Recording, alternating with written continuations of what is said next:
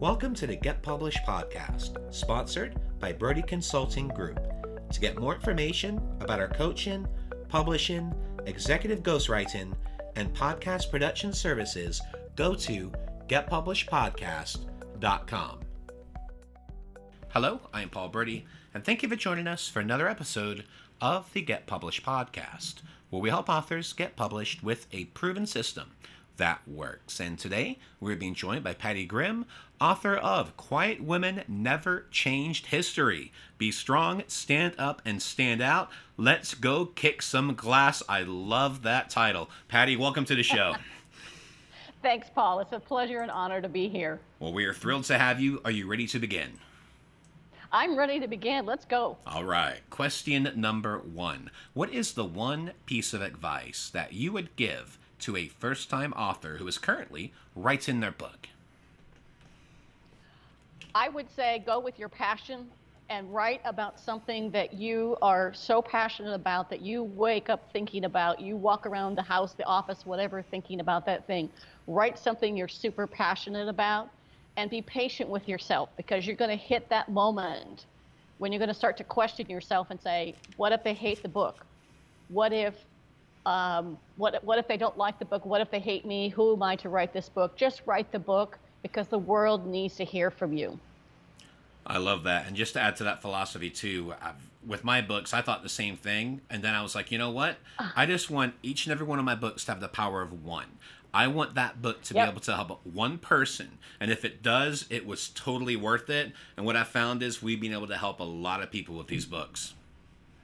Absolutely, absolutely. And mine was to help one woman be able to thrive and not just survive through their career and life. And so if I helped one woman in my speeches, my webinars, my podcasts I'm doing, if I helped one person, then Paul, you and I, we've accomplished our job.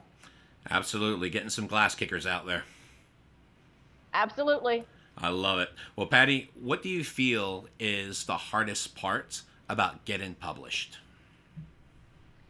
I think the hardest part about getting published is deciding whether or not you want to go the traditional publisher route, or you want to go self-published or some version of hybrid of that. And it really depends on what your goal is for the book, right? So if you want to sell millions and millions of copies, you're probably going to go the traditional publisher route, although self-publishing and hybrid publishing are getting much more popular. And how fast you want to have the book out, and how much control do you want to have in the book itself. So I did go the hybrid route. And it was because I wanted to get the book out by a certain date, and I wanted to have complete control over my graphics, over the book, over the content, and those kind of things. So, it's worth pursuing both and figuring out which way you want to go. Well, let's talk about marketing. So please share a marketing strategy that you have used in your book launch that has worked well. So I created, I've got a book funnel where I do a lot of speeches. Nowadays, everything's virtual. So I've been doing a lot of virtual events speaking about women's empowerment. And even though this is the 100th year of women's right to vote, we still have a long way to go in terms of pay parity and pay equity. So it's been a perfect year for me, kind of relaunch this and keep marketing the book through podcasts, which is a great vehicle because there's millions of podcasters out there and millions of wonderful shows to be on like this one. But through speeches, conferences, webinars, selling books through that medium, and then speaking, training, those kinds of things. Yeah, I think there's a lot of pieces. And the thing right now with the whole COVID issue, the thing is everything is essentially virtual. And just being able to pivot and to go in that direction, I think is huge, because it really is virtual marketing. It is. And can you imagine if this event had happened 5 or 10 years ago and we didn't have the technology? We had Skype and things like that because I worked for Microsoft for 15 years, so I know about Skype. But we didn't have the technology we have today, and how much harder it would have been for people. But now you even have more of a chance to get your message out there, especially through podcasting. Well, speaking of books, I'd like to know what is your favorite book, and what was the number one thing that you learned from it? My favorite book is an old book. I'm a person that reads incessantly about leadership and development and people and culture and creating great companies where you've got rock star leaders amazing teams, and we can fast track a business result. So one of my favorite books is kind of an old one called The Leadership Challenge by Kuzner and Posner.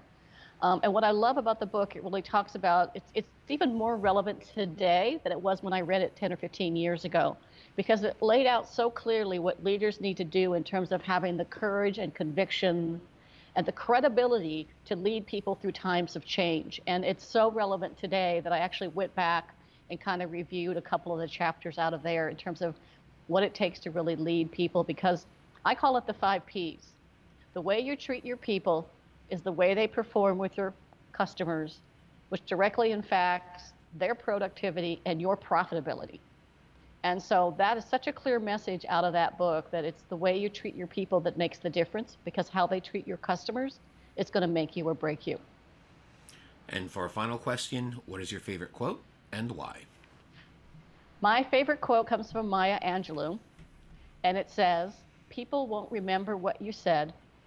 People won't remember what you did, but they will always remember how they made you feel." And so in my work with leaders, I ask them to think about the worst boss they ever worked for, and how did they feel, and how did that impact on their productivity, and why would they pass that feeling on to anyone else? Well, Pattie, I want to thank you for being a guest on the show. What is the best way for people to find you online? Best way to find me is email me at pattiegrimm@live.com, and that's PATTIEGRIMM@LIVE.com.